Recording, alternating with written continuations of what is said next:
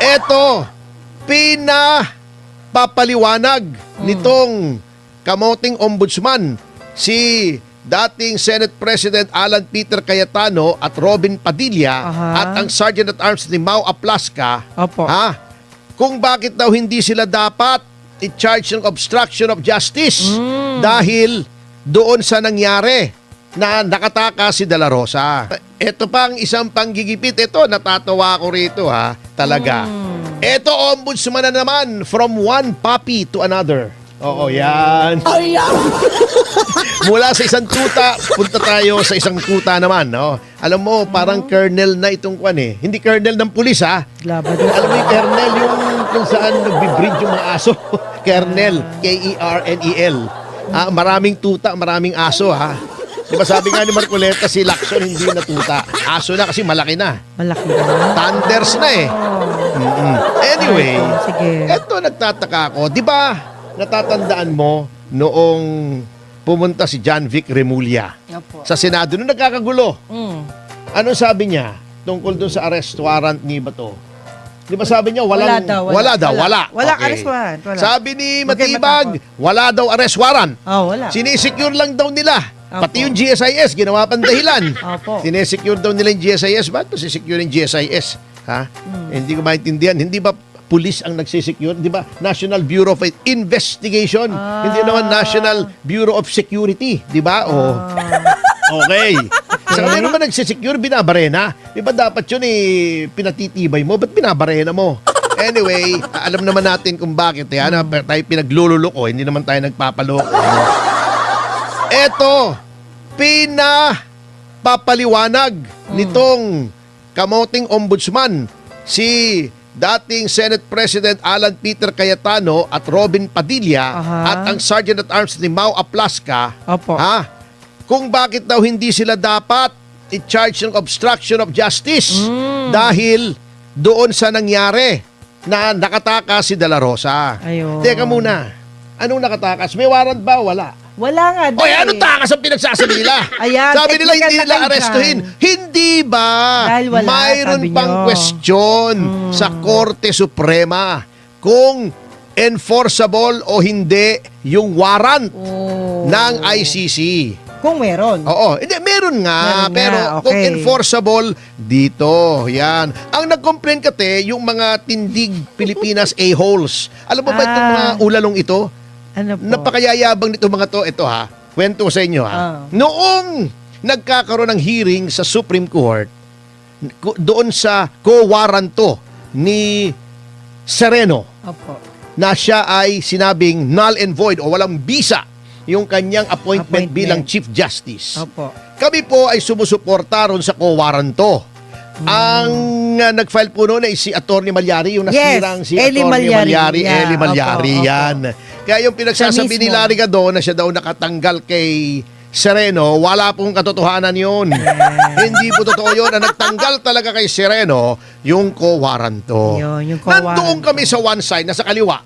Dito sa gitna ay may dalawang bus ng PNP. Opo. Okay.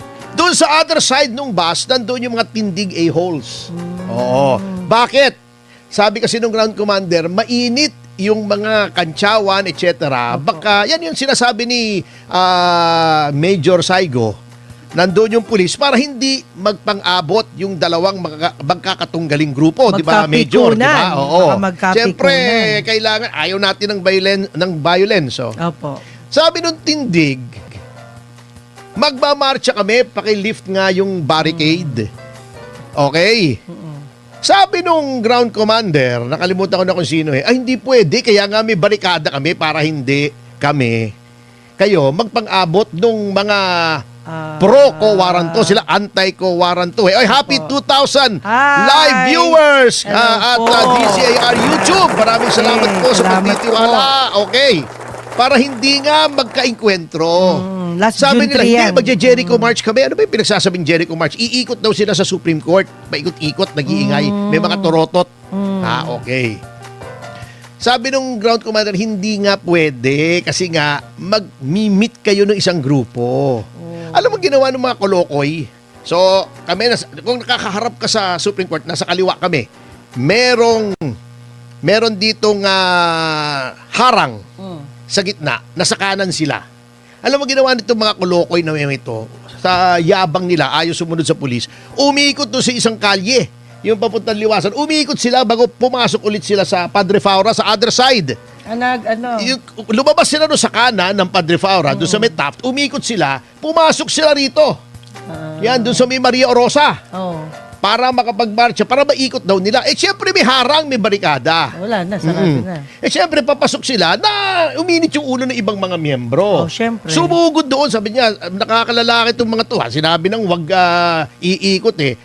Sumugod yung mga ibang kasama namin sa VACC at CCW. Sumama ako, baka at least may magre-referee. Opo.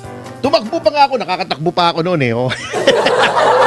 Sabi ko, kinausap ko yung mga tindig AH. Opo. Oo. Sabi nila, bakit ba kayo namimilit umikot? Hindi, magji-Jericho March kami. Sinabi na nga nung ground commander, di pwede. Hindi pwede. Pag may harang, di pwede hindi talaga. Ka ako. Hindi pwede. Kung nainis na ako, sabi ko, kung iikot kayo rito, dadaanan nyo kami. Sige, daanan nyo kami. Lumusot kayo. Eh, mga duwag naman. Natatakot. Kasi yun yung mga yung mga spoiled, yung mga mahihinhin ng mga lalaki, ha?